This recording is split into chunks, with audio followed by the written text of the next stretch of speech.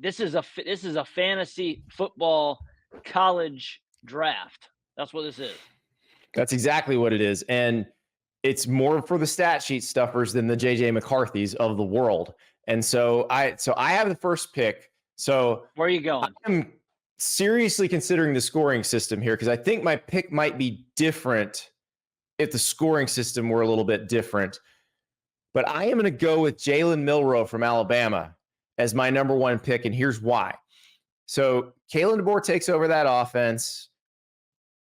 Jalen Milroe averaged 10 yards per attempt last year. He threw for 2,800 yards. He ran for 500, but remember, sacks get deducted in college football. He probably really ran for 800 because he got sacked a lot. He had 12 rushing touchdowns. So he had 23 passing touchdowns and 12 rushing touchdowns. I think I'm going to get more touchdowns out of him through the air and a similar amount of touchdowns on the ground. I love it. I mean, I haven't released my bold takes piece yet this offseason, but it's coming. And one of them that I have jotted down, and maybe this isn't overly bold, but one of them I have jotted down, I think Jalen Milroe is going to lead the SEC in touchdowns. So, in overall touchdowns. And so we're talking about, I think he could easily put up, a 40 or 50 burger combined in Kalen DeBoer's offense. So I love that pick. That's a great pick. Yeah, that's what I keep thinking, Tebow type numbers or Jayden Daniels type numbers if we're talking those, because that's what won it for me last year was Jayden Daniels just being a force on the ground and through the air. I love it. I love it. Now I'm going to surprise you with my first pick. Oh, really? I'm going to surprise you. I'm going to take Liberty's Caden Salter because of the exact thing we were just talking about. I was wondering about this because I thought about it too. This is not necessarily, the best quarterback or the NFL upside or whatever. We're talking fantasy football here. And you know who had the third most touchdowns in the country combined rushing and passing a year ago after the two guys that were on your team and Daniels and Bo Nix? It was Caden Salter. And the fact that Liberty's trying to get back to, they were in a New Year's Six game a year ago. They're going to ride their dude to try to earn that, coveted G5 playoff spot. They play in a cupcake league in the CUSA. So stuff in the stat sheet is not a problem for the ex-Tennessee transfer. Give me Caden Salter. This does, it's kind of a twofer for me. It checks my G5 box. We each have to draft one, quarterback from the G5, and then it also gives me, I think, a guy with tremendous upside. Absolutely, because he is going to stuff the stat sheet in Jamie Chadwell's offense in year two. Because I thought seriously about doing that at number one. Just because, and the level of competition he faces is not going to be the same as what Jalen Milroe is going to face, and what some of these other guys that we're talking about are going to face. So, you're going to put up numbers with him. We know that, but I think you've overthought yourself. I think you've played yourself because I think you could have gotten him lower. I think you reached, and I'm going to tell you why after. We'll be right back with more of our QB fantasy draft. But first, let me tell you about Roback. There's a name you're probably going to hear during this draft. He's a new Roback endorser. Quinn Ewers, Texas quarterback. That's right. Roback has very good taste in college athletes, very good taste in podcasts because they're here. And I tell you what, the performance hoodie from Roback, the most comfortable piece of clothing I own. That is why I own lots of them. Also, another reason I own lots of them, family members keep stealing them. And you're going to have that problem. So I'm telling you right now, when you order your first performance hoodie from Roback, order two. The good news is, when you make your first order from Roback, you use the promo code Andy and you get 20% off. So that's RHOBACK.com. Promo code Andy, $20 off your first order. Performance hoodies, polos, Q-zips, joggers, shorts, now bathing suits, you name it. They got some great clothes for the ladies. Ladies, you play golf, you play tennis, Roback has you covered. RHOBACK.com, 20% off your first order. Remember, you're going to need extras on that performance hoodie. Back to the QB draft. And now let us explain why Jesse has played himself. Because in taking Caden Salter, which I agree is a good pick because of the format, the scoring format, he's going to put up tons of air touchdowns and ground touchdowns. But do you know who else is? A guy who was on my team last year. He's going to stay on my team, though in real life, he's on a different team. You going Gabriel? Give me Oregon's Dillon Gabriel. I like it. I think the question is, with obviously he's a hand glove fit in Stein's offense. RPO heavy. It's the little Hawaiians back out on the West Coast, so I like that little southpaw action.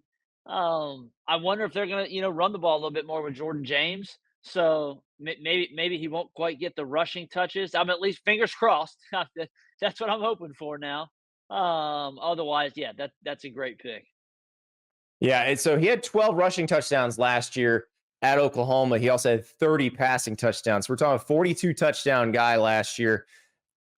As you said, he's going to fit in this offense really well. His completion percentage was 69.3 at Oklahoma. It's going to be higher than that at Oregon. Bo Nix, I believe, completed 78% of his passes last year. This is an offense that doesn't ask the quarterback to make a lot of very difficult throws. It allows him to make some easy throws, but also allows him to get out running if he needs to. And so I think this is going to be a big, big year for Dillon Gabriel. I think there's a chance that he winds up in Heisman contention. It really is a perfect situation. And it's funny because it's not funny. It's emblematic of this era of college football. I mean, Oklahoma had to let him walk, Jesse, because of Jackson Arnold. You wrote a column, I think, last week about the currency of the quarterback position, and you're almost you're leading the horse to water here for me, Andy, because I'm going to ride with an old face in a new place too, and that is one Mr. Cam Ward, because Miami has paid a whole lot of dollars to make sure that Cam Ward did not go to the NFL, that he did find a home, get a nice apartment there in Miami on South Beach, having dinner at Prime State, and he's another guy. He's going to put up just monster stats. There's the concern perhaps that Cristobal, will handcuff the quarterback, but I think that's assuaged a little bit by the fact that outside of Damian Martinez, Miami's running back situation is kind of an issue right now. Fletcher's hurt, so if there's not a whole lot of carries going to the tailback, I think Ward's still going to run the ball a bunch. He's a guy who's put up, combined 40 touchdowns. He is if he is what Miami believes he is, a potential ACC winning, quarterback. I love this pick because they're going to ride that horse, I think, all season. This is one of the big mysteries here is how much difference will Cam Ward make at Miami, because we keep wondering, when are they going to get over the hump under Mario Cristobal? And we're going to see, Cam Ward is going to be thrown into a situation. And look, Cam Ward's played a lot of football. He was great at Incarnate Word. He was good at Washington State. He's going to be in the swamp week 1. That is going to be an intense environment. But if he can come in there and cool as a cucumber, lead them to a win, that schedule, he could put up some big old numbers against that schedule, because other than Florida State and Louisville after that Florida game, I don't see a lot of resistance. No, and Virginia Tech maybe. Virginia Tech maybe. But you're talking about a couple of the worst defenses last year in the ACC, and Georgia Tech. Now Cal, I think we'll see how their transition goes. They were actually decent defensively a year ago. Duke lost pretty much all their best players. They're either lost eligibility or now playing for Notre Dame and Virginia Tech. So USF, that's going to be a shootout. I like it. Miami hasn't had a 3,000-yard passer, I think, since 2017, which coincides the last year they won 10 games. So I'm banking on Ward delivering, they paid him a sizable NIL deal, and I hope we can ride that to the bank, and he can help me win this thing. All right. While we're keeping on our theme of guys who can run a little bit, this is a sneaky one. I don't know that people realize how good a runner this guy is, but I know he's going to throw for a bunch of yards.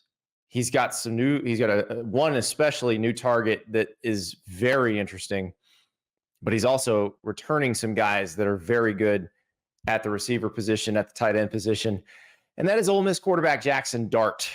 So Dart can run the ball when he needs to. I'm not sure exactly how much he's going to need to this year, because if Juice Wells is healthy, the Trey Harris-Juice Wells combo on the outside is devastating, potentially. You've also got Priest Corn at tight end, Ulysses Bentley at running back. Like, they're going to be a formidable offense. But when Jackson Dart needs to, he has proven that he can run the ball. Yeah, I mean, I like that pick. I mean, we're talking about a guy that, I mean, I think Ole Miss returns when you're talking about Prescorn and then, you know, Trey Harris and Jordan Watkins. I think they had 3 guys that had over 700 yards. And then you add Juice Wells. They just picked up a kid from Utah State who transferred, you know, at the 11th hour here because of the Blake Anderson firing. So he is surrounded in terms of weapons. So certainly like that pick. And again, you're kind of banking on the fact that Ole Miss is trying to deliver a special season, and if that happens, it's going to happen because Dart just has a monster year. Yeah, exactly, and that's the thing. Like, do they ascend to another level? Well, you know, a lot of that also depends on stuff outside of Jackson Dart's control, because is that defensive line better? You know, but if they're in every game, Jackson Dart's going to be throwing darts only, as it were. Darts only. Have we seen a darts only from Ole Miss? I don't think so. Jackson Dart's had his own issues on the internet lately. Yeah. You had the injury rumors. You had the girlfriend TikTok. There's a lot going on. So maybe Jackson Dart not doing the darts only. I would advise him to do it, though. I think he should lean in. Yeah. All right. What is your number 3 pick, Jesse? I'm about to poach a guy that I think you kind of had circled. Oh no! I've been sandbagging on that. I know what you're going to say, and I don't want to hear it. I'm heading down to lovely Clearwater or Tampa, Florida, and I'm taking Byron Brown from the USF Bulls. We're talking about a guy who had 36 or 37 touchdowns in his first year as a starter. Alex Golish, you know, you're talking about the layups and easy throws that your guy Dylan Gabriel is going to get at Oregon. I mean, this is the same sort of deal for USF. I mean, the Bulls, they just put up monster numbers. 1, because they can't stop anybody, and 2, because of the offense they're running. Golish comes from that Tennessee tree, so it's kind of that, you know, almost a veer and shoot type of stuff. Brown's going to run it. Brown's going to throw it. It's honestly remarkable that he's still on USF's roster. I talked to Alex Golish about that fact. So I'm riding with Byron Brown, and I'm saying I already got 2 G5 guys. Let's go. Yeah, you're not leaving many for me, although I've got one, my eye on one, but I'm not taking him yet. I thought you were going to take somebody else, and I am glad you didn't. So thank you so much for watching. Just a reminder, subscribe to this channel right here so you never miss an episode of Andy Staples on 3. And oh, by the way, watch all the other great videos on the On3 Sports YouTube channel.